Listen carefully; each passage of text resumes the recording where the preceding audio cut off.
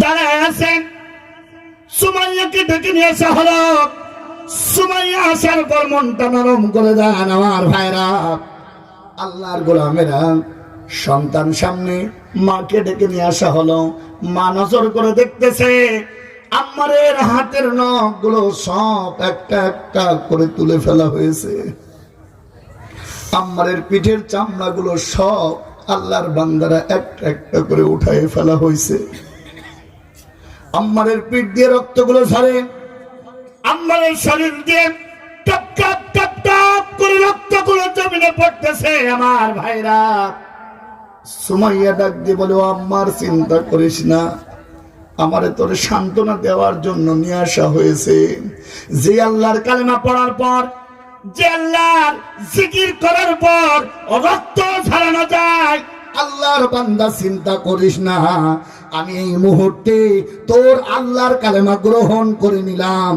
আশহাদু পড়েন, আশহাদু আল্লাহ ইলাহা ইল্লাল্লাহু ওয়াহদাহু লা শারীকা লাহু ওয়া আশহাদু আন্না মুহাম্মাদান আবদুহু ওয়া রাসূলুহু লা ইলাহা জোরে লা ইল্লাল্লাহ লা ইলাহা ইল্লাল্লাহ।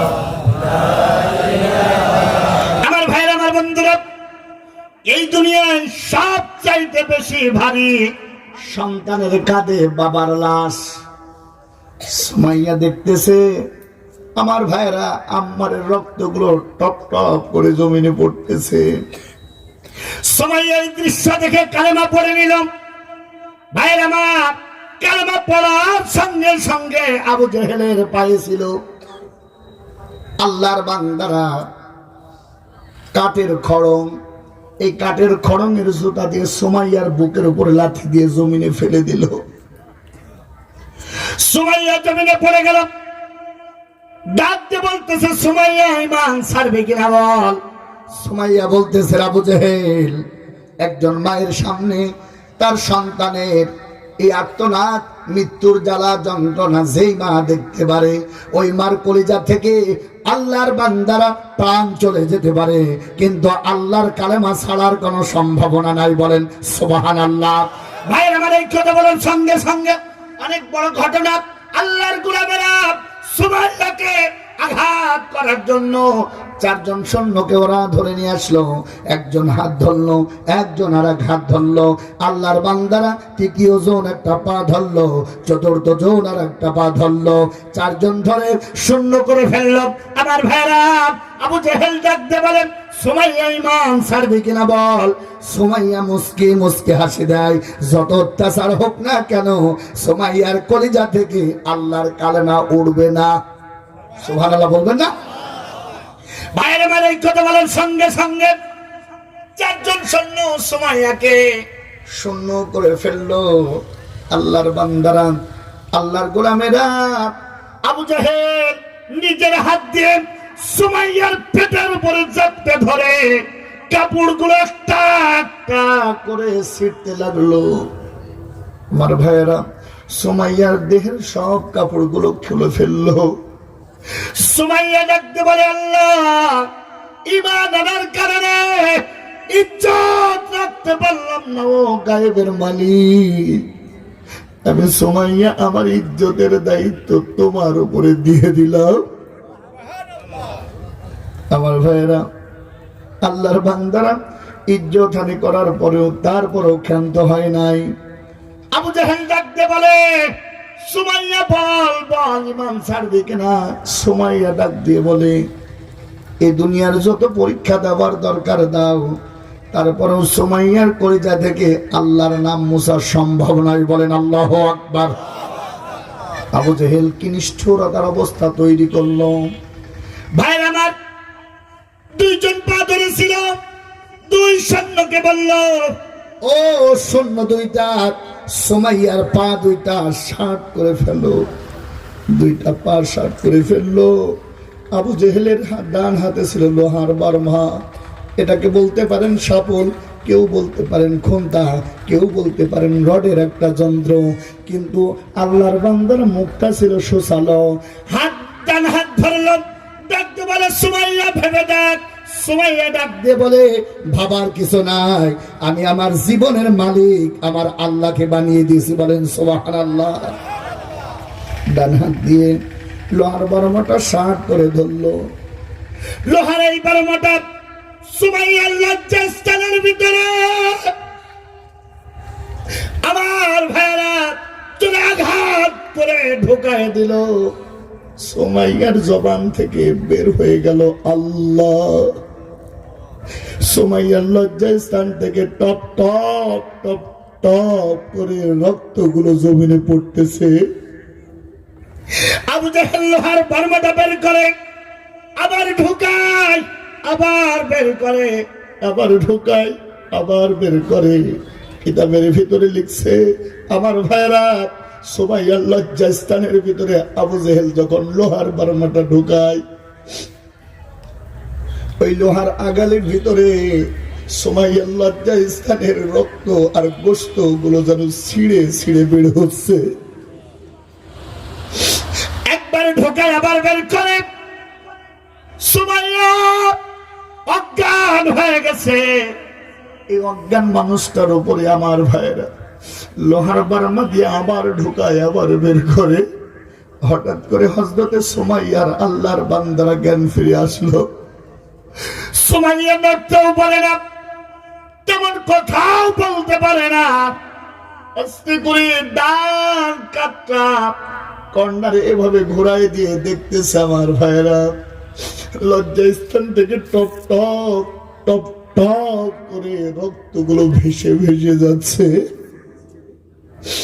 বাম কাটটা আস্তে করে নাড়ায় দেয়, নাড়ায় দিয়ে দেখতেছে লজ্জাস্থানের শুধু রক্তই নয়, লজ্জাস্থানের খন্ড খন্ড গোশতগুলো মাটিতে পড়ে আছে। সুমাইয়া ডাক দিয়ে বলে আল্লাহ, আমার কেন যেন মনে হয় আমি আর বেশিক্ষণ বাঁচবো না। আমি তোমার গোলাম, এই মুহূর্তে তোমার কাছে আমার দুইটা দাবি। এক নাম্বার দাবি হলো আল্লাহ, আর যতক্ষণ তুমি বাঁচায় রাখো ততক্ষণ তোমার কাছে আমার এক নাম্বার চাওয়া, আমি সুমাইয়ার লজ্জা স্থান থেকে নয়, আমি সুমাইয়ার সারা শরীর থেকে সব রক্তগুলো যদিও ঝরে যায় তোমার কাছে চাই, আমি আমার ঈমান নামক বস্তু যেন না হারায়। আল্লাহু আকবার জোরে বলেন। ঈমানের পথে অবিচল থেকে আমার মরণ যেন হয়, ঈমানের পথে অবিচল থেকে আমার মরণ যেন হয়। তোমারই কাছে মিনতি আমার, ও গো রহিম রহমান, ঈমানের পথে অবিচল থেকে আমার মরণ যেন হয়। জবান খুলে বলেন আল্লাহু আকবার। আমার ভাই, আমার বন্ধুরা, রফিকুল ইসলাম ভাই ওই দিন বলেছিল ওরা আমার চুপ্পাটা খুলে ফেললো, আমার পায়জামাটা ওরা খুলে ফেললো। ওই দিন আমার চোখের পানি জমিনে টপ টপ করে ফেলেছিলাম, আর আমি আমার আল্লাহর কাছে বলেছিলাম আল্লাহ, সব খেলোয়াড়ের মূল খেলা তো তোমার কাছে, তুমি কি বিচার করবা না? আমার ভাইয়েরা, বাপ পুকুরিয়ার যুবকেরা জানতে চাই, বলো তো দেখি আল্লাহর খেলা কি হয়েছে? রফিকুল ইসলাম মাদানী যদি আপনাদের এই ডাক বাংলা এলাকায় আসে, লোক কম হবে না বেশি হবে? এক একটা মানুষ তার হাতে হাত দেওয়ার জন্য পাগল হয়ে যাবে। অথচ আমার ভাইয়েরা জারিসারায় রফিকুল ইসলাম ভাইকে কাপড় চোপড় খুলে বেইজ্জতি করতে চাইছিল। ওর নাম হলো হারুন। হারুন একজন নবীর নাম। নবীর নাম নেওয়ার পরেও আল্লাহর বান্দারা জুলুম করেছিল। জুলুম করার কারণে কয়দিন পর তার নাম হয়ে গেল হারুন আঙ্কেল। আর আমার এই যুবকেরা যারা ফেসবুক চালায় ওরা বলে 3 ইঞ্চি। কথা বলছেন না কেন? জানতে চাই ইজ্জত দেওয়ার মালিক কে? জোরে জোরে জোরে। কোরআনের পক্ষে থাকলে ইজ্জত বাড়ায় দেয় মা। আযালনা আলাইকাল কুরআনা লিতাশকা।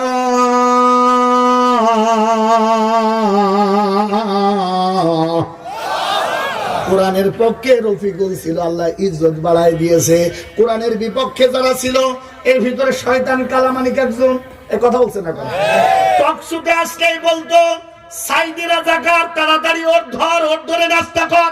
এই কথা বলছেন না? আর আমরা চোখের পানি তখন ফেলে ফেলে আল্লাহকে বলতাম, আল্লাহ এই শয়তান কি মরবে না? আমি তো জানিও যদি মরেই যেত ওখানেই তো ইতিহাস শেষ। আমার আল্লাহ ওর দিয়ে এত বড় খেলা করবেন চিন্তাও করতে পারি নাই। 5 তারিখের পরে দেখলাম কলার পাতায় শোয়া। চিন্তা করলাম কলার পাতায় শোয়া, এটা তো বড় শাস্তি না। আল্লাহ এর কি আর কোনো শাস্তি হবে না? কিছুদিন পরে 8 থেকে 9 তারিখে দেখলাম উনি বেডে কাছে সিট হয়ে শুয়ে আছে। পরে স্ট্যাটাস পড়ে দেখলাম আমার ভাইরা এমন জায়গায় আঘাত লাগেছে ওনার বিসি উড়িয়ে চলে গেছে। সুবহানাল্লাহ বলবেন না? জানতে চাই আমার বাপ পুকুরের সন্তানেরা এ খেলা কার? জোরে বলেন কার? আমরা মনে করেছিলাম আল্লাহ এত আলেমদেরকে আঘাত করে করে ওর কি বিচার হবে না? ও ফিরাউন আর কতদিন বাঁচবে? মানুষ জিজ্ঞাসা করতে, আর আমরা বলতাম চিন্তা করো না, ও যতকাল না মরবে ততকালই হুজুরদের শান্তি নেই। কিন্তু কোনোদিন ভাবিনি যার টার্গেট 41 সাল, ও যে 24 সালে ওলা উঠে যাবে এ জীবনে চিন্তাও করি নাই। জবান খুলে বলেন খেলা কার? আওয়াজ দিয়ে বলেন খেলা কার?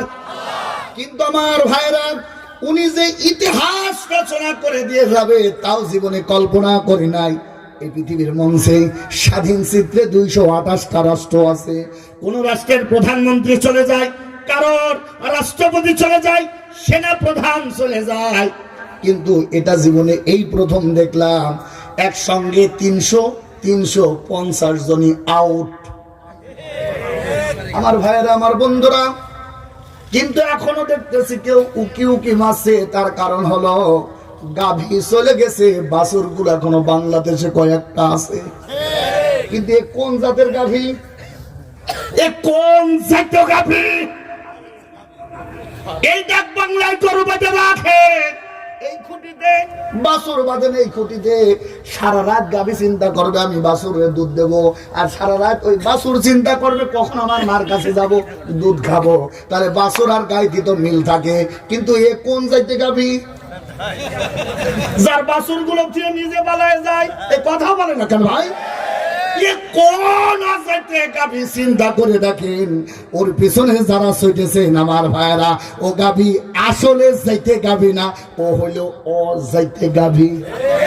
ও বাছুরের দরদ বোঝে না, আমাদের দরদ কিভাবে বুঝবে? এ কথা বলে না কেন ভাই? ও যদি নিজের বাছুরের দরদ না বোঝে তাহলে আমাদের দরদ বুঝবে না, আমাদের সন্তানদের রক্ত ঝরাবে, এটাই স্বাভাবিক। কথা কত মিল দেখেন। আমাদের উস্তাদ বলেছিল 12 কোটিতে নাড়া দেবে, আস্তে করে মামু বাড়ি দিল্লি যে বড়বা। কথা বলেন নাকি না ভাই? আমার ভাইয়েরা, এর পরবর্তী বাক্য বলেছিল কি, সময় এমন আসবে, সময় এমন আসবে পালানোর জন্য ইঁদুরের গর্ত খুঁজে পাবে না। আল্লাহর বান্দারা, এখন ভারত নিজে বুঝতেছে এ কোন মাল। ও বাংলাদেশে ছিল তাও মানুষ নিরাপদে থাকেনি, আমার কাছে এসেছে তাও জ্বালার উপরে জ্বালা। এই কথা বলে না কেন ভাই? আমার ভাইয়ের, আমার বন্ধুরা, একান্ত প্রিয় বন্ধুরা, আবার চিন্তা করলাম আল্লাহ গায়ে চলে গেল, বাছুর কেন রেখে গেল? এ দিয়ে বুঝতে পারলাম আল্লাহর বান্দারা সূরা নূর তাফসীর পড়ে চিন্তা করলাম বাছুরগুলো যদি গাভীর সঙ্গে পালায়ে যেত কোটি কোটি টাকা বাংলাদেশে হাতিয়ে চলে যেত। এই জন্য আল্লাহ গাভী তাড়ায় দিয়েছে, বাছুরগুলো রেখে দিয়েছে। ও গাভী আবার বলে পাশে আছি, শর্ট করে আসবো। কথা বলছেন না? কত বড় সাহস, কত বড় নির্লজ্জ, কত বড় বেহায়া! ওই পাশে আছি কি আসবো, আর আমরা বলি তুই আয় আয় আয়। তোরা বলেছিলি খেলা হবে, এইবার খেলা করব আমরা। কথা বলে না কেন? আবার কিছু কিছু ফেসবুকের স্ট্যাটাস নকল করে পাঠাচ্ছে উনি। চিন্তা করো না, আমি আসবো। আবার আমাদের এলাকার কিছু মানুষ কয়, বাবু আপনি ঘাবড়াবেন না, আপনি ঘাবড়ালে আমরা ঠান্ডা হয়ে যায়। কথা বলে না কেন? চিন্তা করো না, তুমি আসো, আমরা কিছু করব না। আগে তোমার আয়না ঘরে ঢোকাবো। আয়না ঘরের ঝাল কাকে বলে এটা না বোঝানো পর্যন্ত আমরা তোমাকে আয়না ঘর থেকে বের করব না। বাবু